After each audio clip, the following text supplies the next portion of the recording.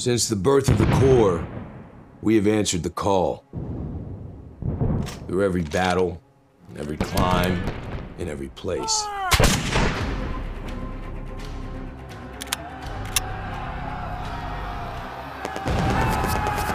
No matter the odds, no matter the obstacle. We adapt, we overcome, and close with and destroy the enemy. We know the future will not be the same, but the one thing we know will always remain is the Marine.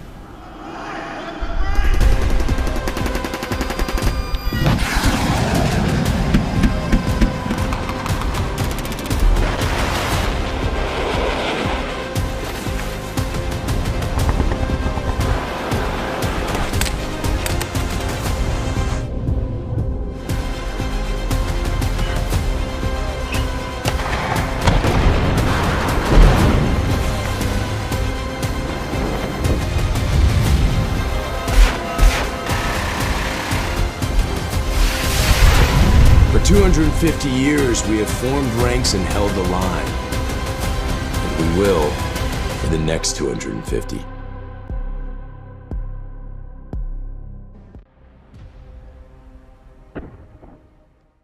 Well, that's the legacy we celebrate this week. 250 years of service, sacrifice, and leadership. But it's not just the story of the Marine Corps. It's the story of every veteran who's ever traded one uniform for another type of service. Because what service teaches you doesn't fade with the rank. It shapes how you lead, how you treat people, and how you show up long after the uniform comes off.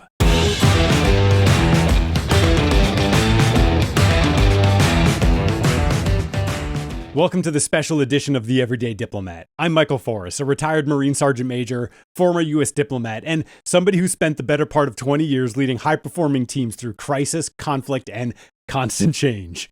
Through those years, whether it be in combat zones, foreign embassies, or corporate boardrooms, one truth has never changed. Leadership built on service lasts. This week, as we celebrate the 250th birthday of the Marine Corps and we honor every veteran who's ever worn the cloth of our nation, I want to talk about what service really teaches us about leadership. Because long after the mission ends, those lessons stay. They shape how we earn trust, how we build teams, and how we lead people the right way. Not through authority, but through our example. Today, we're unpacking the value of service, what 250 years of Marines and generations of veterans can teach every leader about purpose, humility, and impact.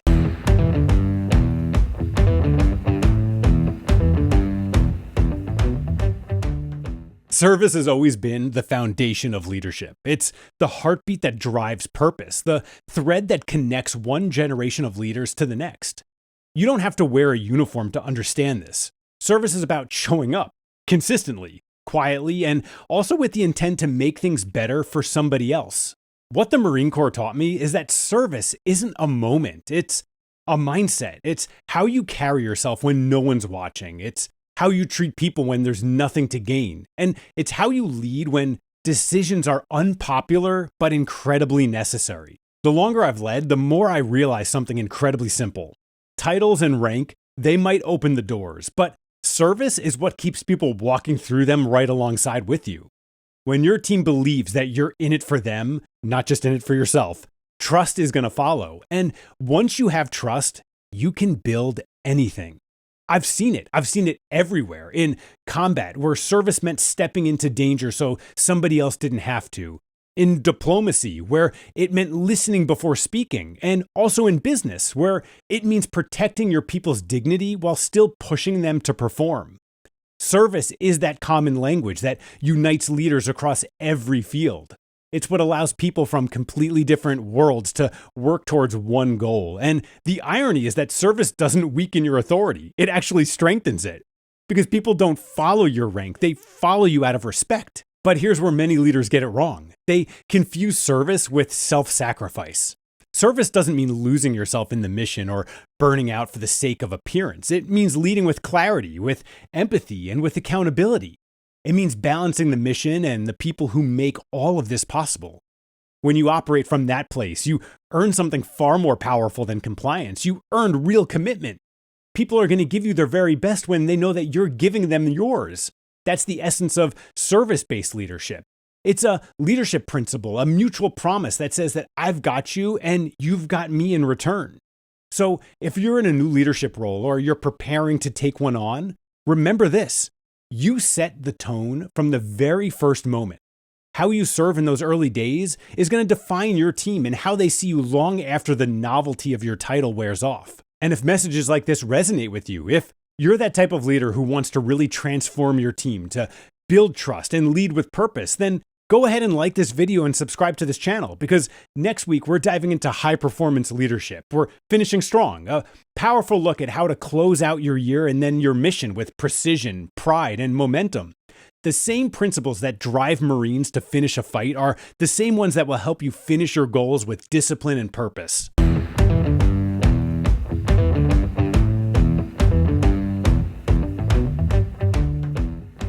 I tend to think that when people think of veterans, they often picture uniforms, the ribbons, the rank, the salute. But what truly defines a veteran isn't what they wore, it's what they carried inside. It's the values that they don't come off when the uniform does. Things like integrity, accountability, and humility.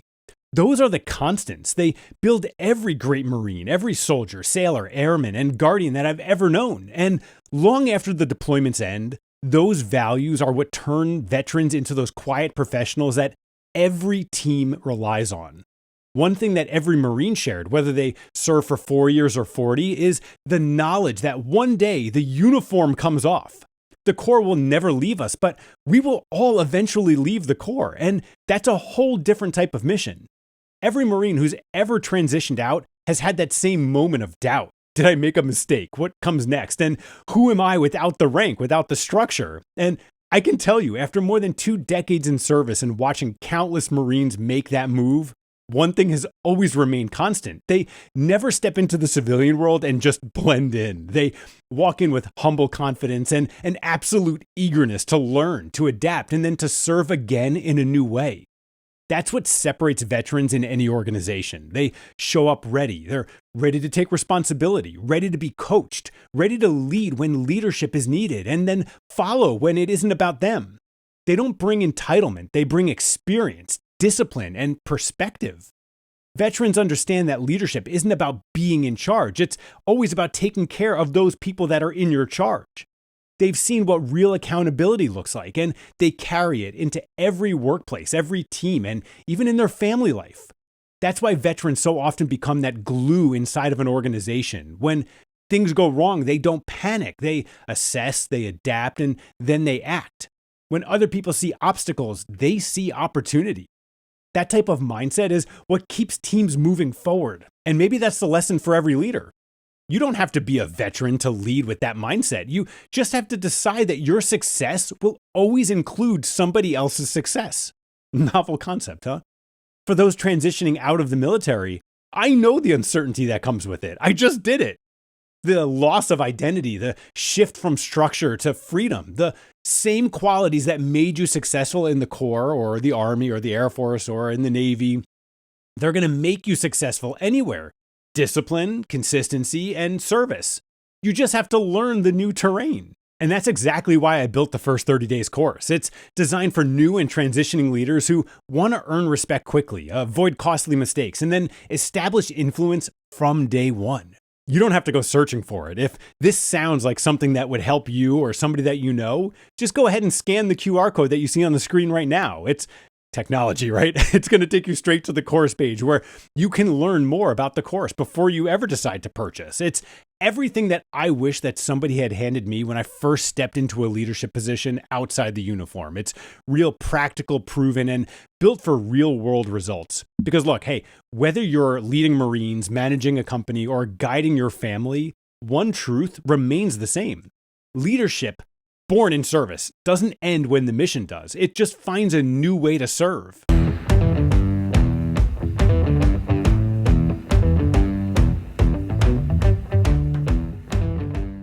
You know, 250 years is a long time to test a theory, and the Marine Corps has proven it time and time again that Leadership built on service endures. Over those centuries, the tools of war have changed, technology has evolved, and the character of war has certainly shifted. But the principles that keep Marines effective, they're timeless. They aren't exclusive to the military. They're the foundation of every high-performing team on this planet.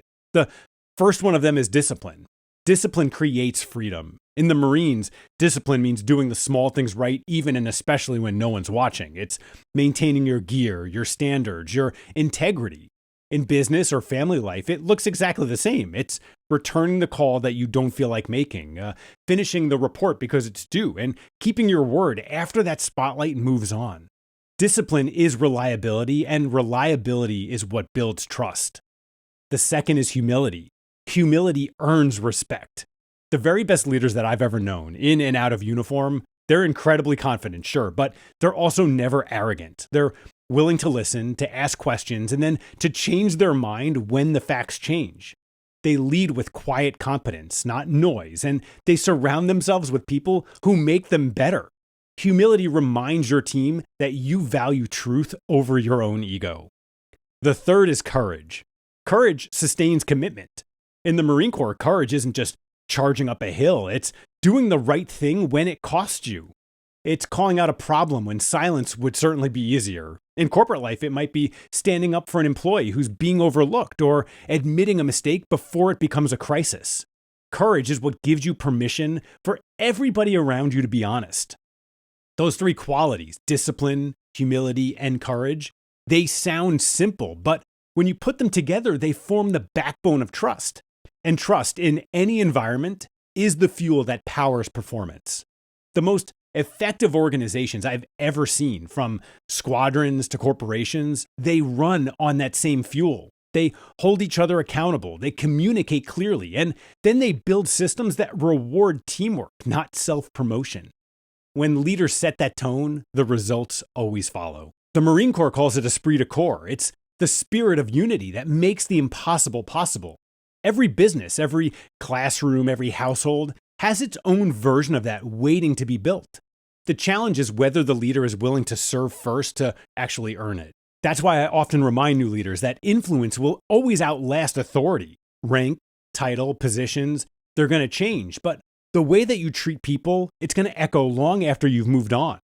Influence is earned by how you show up every single day, especially when nobody's keeping score. And when you lead that way, something powerful begins to happen. Your team starts to lead each other. They stop waiting for your orders and they start actually taking ownership. They begin to hold the line for each other, just like the Marines do. That's when leadership multiplies. The Marine Corps has spent 2.5 centuries proving that principle on the battlefield all around the world. The rest of us have the privilege and the responsibility to prove it every single day in the places that we decide to lead.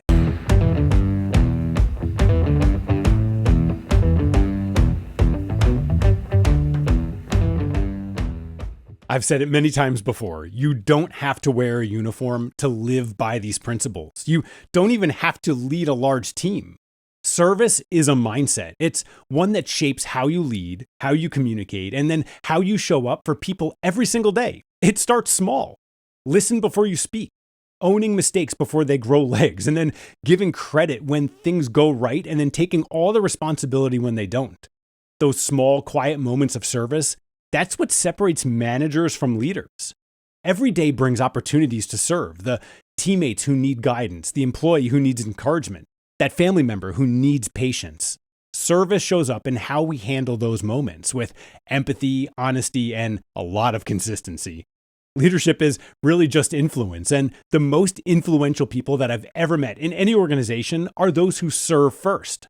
They create that culture that says, this is how we treat each other here. They build trust through their example, not through their titles. So whether you're leading a team of Marines, a company, or even a household, go ahead and remember this. Every business is a people business. You ever hear us say that on the channel here? How you make other people feel determines how far your team is going to go for you. And if you want to keep these conversations going beyond the screen, if you want leadership insights, stories, and lessons delivered straight to your inbox, then go ahead and join me in our Diplomat's Dispatch. It's our bi-weekly newsletter, and you can go ahead and scan that fancy QR code that's popping up on the screen, or you can click on the link in the Description below if you're old-fashioned like me, but it's free, and it's where I share what doesn't always make it into these videos. It's real-world lessons that you can use to lead with purpose and influence every single day. Because, hey, leadership born in service doesn't end, it just multiplies.